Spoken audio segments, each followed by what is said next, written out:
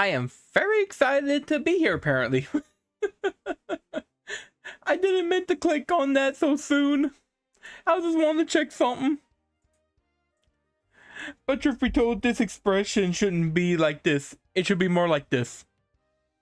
Because, on my, stream that I just did with the Jujutsu Kaisen, I did not realize that I read the time zone wrong on the Nintendo Direct for tomorrow.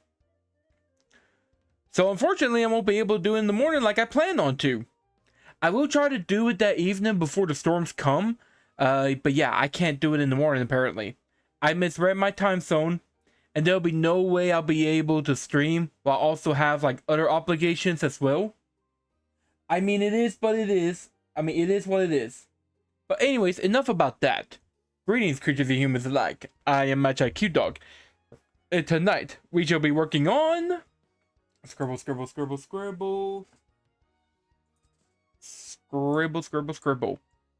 We shall be learning about the Grootslang. And this is a creature I'm kind of excited to talk about. So without further ado, let's get this class started, shall we? The Grootslang, or the Grootslang, is a powerful creature that strikes terror in South Africa. The Grootslang seems to have different appearances according to different stories and accounts, but the creature is always described as being half elephant and half snake, like a python.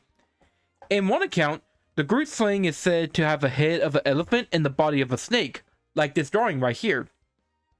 In another, it's more of an elephant with the head, body, and legs, but have a tail of a long snake. There's even one form where it's literally half and half, from the elephant head, torso, and front legs, to the rest of it being the snake.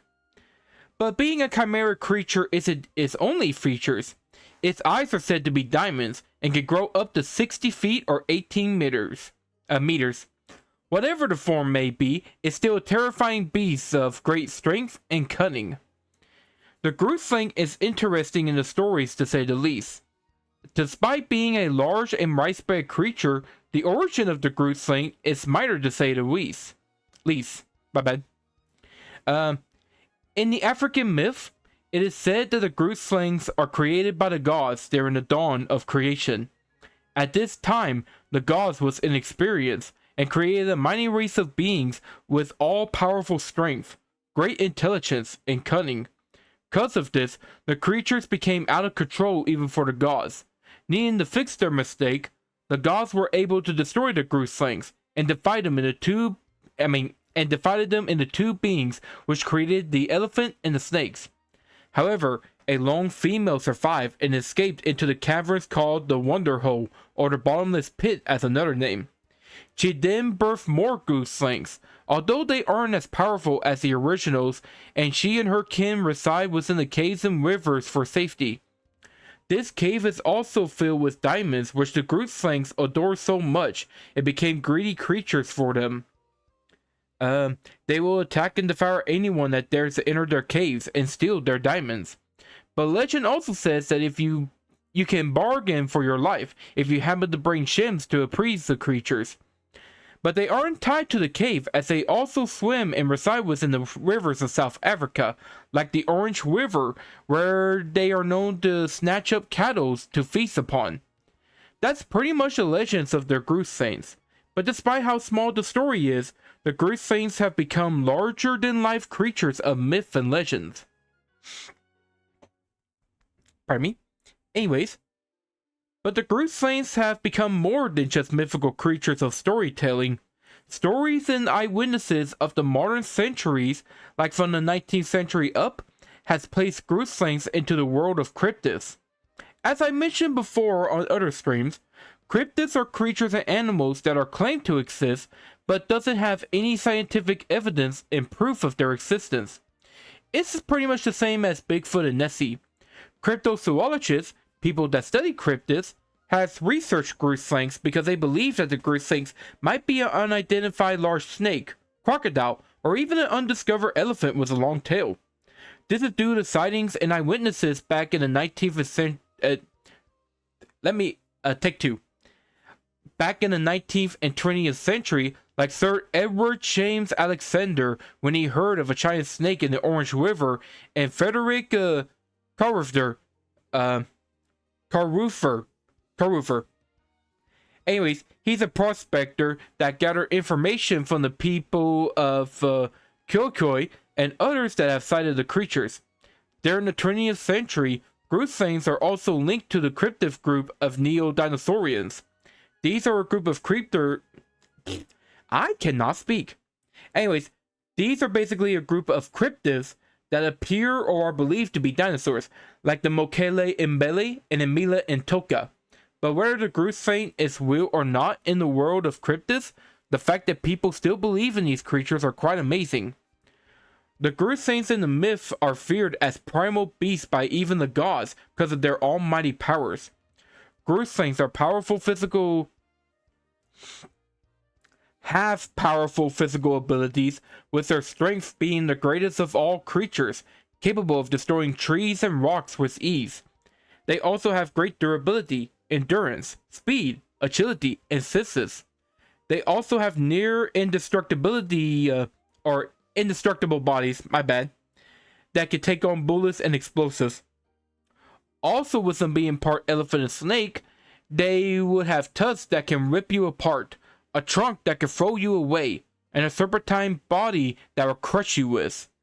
Their minds are also vastly intelligent, capable of understanding human speech, escaping death from the gods, and using tactics to get to their prey. They are even capable of learning new skills to use to their advantages. Grootslangs are also said to have venomous bites that are deadly to humans. And finally, they also have supernatural and magical powers, as in controlling the Mother Nature. Well, controlling the natures, casting illusions, shape-shifting, and having pure willpower over their enemies, even to the point of inspiring both awe and fear. But as powerful as the Grootslangs are, they still have weaknesses, with the two being the divine, as the gods are still capable of dealing with them, and the greed for gems and diamonds, as they love them to the point of being bargained or even setting up traps. Which I don't recommend setting up a trap for a Grootslang, because that won't work for you humans. But anyways, the Grootslangs have recorded accounts of sightings and eyewitnesses, along with people like the journalist Lawrence Green, who collected reports. Let me try that again. Along with the people like the journalist Lawrence Green, who collected reported sightings of the Grootslang in the Orange River. But out of all the accounts, the most famous one is the account of Peter Grayson. For you see, in 1917, a businessman named Peter Grayson hired some man to look for treasure in the cave of Richterfield, a location that hosts both the Orange River and the Wonder Hole, which happens to be both locations where the Grootslang resides. Anyways, during the expedition into the Wonder Hole, many people were attacked and killed, including Peter Grayson, who was never found. Those that did survive, like one man with a safety cable, sworn to never return to the cavern again. The locals believed that the Grootslang attacked the man for trying to steal the diamonds and devour many of them, including Peter Grayson. The attack was also believed by others to be done by lions who follow and attack them at night. But who knows? Maybe a large and scaly creature got to Peter and his men. But anyways, thanks to the eyewitnesses' accounts, mythical stories, and the fact of it being half elephant and snake, the Grootslangs have become known in other parts of the world. While they're not as famous as the dragons and griffins, Grootslangs have been featured in some medias. In the cartoon series, The Secret Saturdays, which I totally recommend watching, it is a fantastic series. The Grootslang is a green four-tuck spice. I would like to apologize for the fact that I cannot speak clear English. Apparently, I need to go back to school and retake speeching class. Anyways,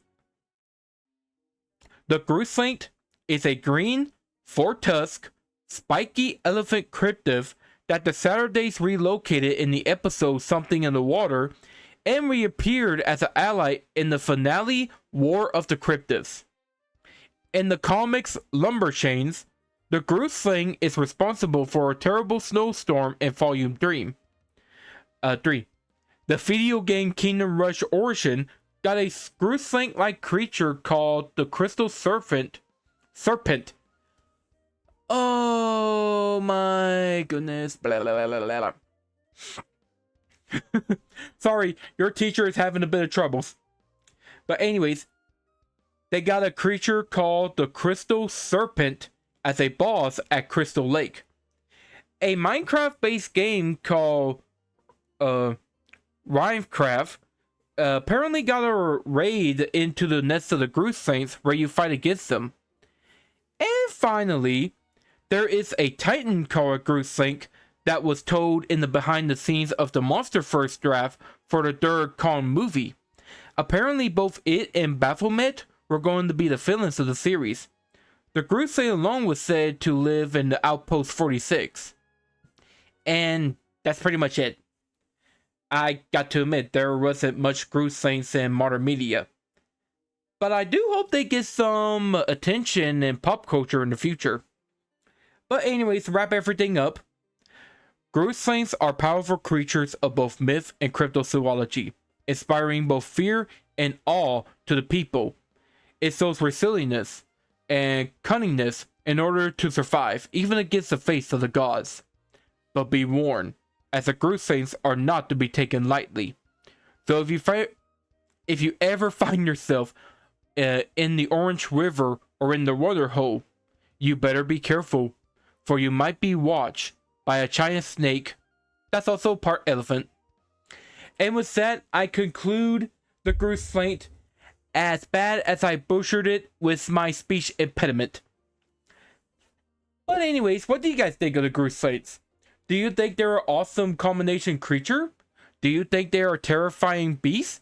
Would you like to try to go to the Wonder Hole and try to steal their diamonds? Which I highly do not recommend. Let me know in the comment section on my YouTube page.